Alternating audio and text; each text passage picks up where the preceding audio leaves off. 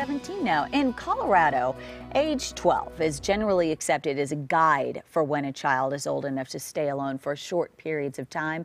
12 is the minimum age for employment, babysitting, for instance. But how do you know when your child is really ready to stay alone? Counselor Cheryl Somers is here to help us answer at what age today. Thank you for being here. Thanks so much for having me. So what questions can we ask ourselves? Because you and I both have kids around this age where you start to think, is my child ready or not? Right. What are the questions we ask as parents? Well, I think like the art of parenting kids at this age or teenagers is that they're trying to learn to be responsible. We want to give them independence and freedom.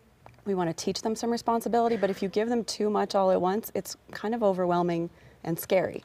And so kids think they want all this independence and freedom, but what they really want is to know where are the guidelines, what's the structure, what are the boundaries, things like that. So I think what you want to ask yourself is my kid ready? Are they mature enough? And have I taught them explicitly what I expect from them if they're going to stay home alone? And maybe start with some baby steps. Absolutely. Like just kind of maybe going around the neighborhood. I always recommend to parents, start with something really small. Start in the middle of the day, not at night, something really small like you run to the grocery store or you go to the gym, you're gone for like an hour.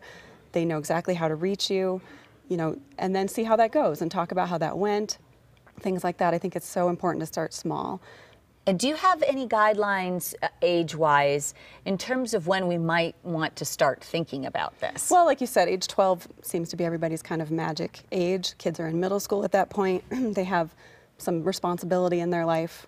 Maybe they have a phone at that point. They've already shown some responsibility, so I think that is a good guideline. I think it's more important how you set it up. So the baby steps are important, but also like talking to your child ahead of time, having a really explicit conversation about what are your expectations while you're gone. What are your rules about answering the phone, answering the door? What are your rules about if there is some kind of emergency? What if someone gets hurt? Do you want them to run to a neighbor? Do you want them to call you? Kids want to succeed. They want to do it well. And so they're really reluctant to call when they're having trouble because they don't want to let you down. So I think having that conversation up front that it's okay to call me, it's okay to get in a sticky situation and need some help, but being really intentional about what you want your kids to do if there is some kind of problem.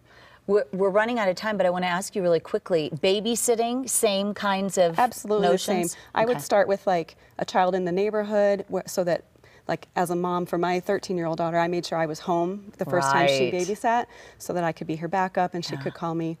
She actually called me because she wasn't sure how to make the frozen pizza. So that's a good question to ask. Cheryl, thank you so much. That was really helpful. Thank you for coming in. And for more frequently asked questions and answers, go to our website, kdvr.com. And then tomorrow we're taking a look at what age you should let your child have a cell phone or, Kirk, even a social media account. And if anybody needs help making frozen pizza, I'm sort of the expert on that. So macaroni and cheese, top ramen, I got you covered. Just give me a call.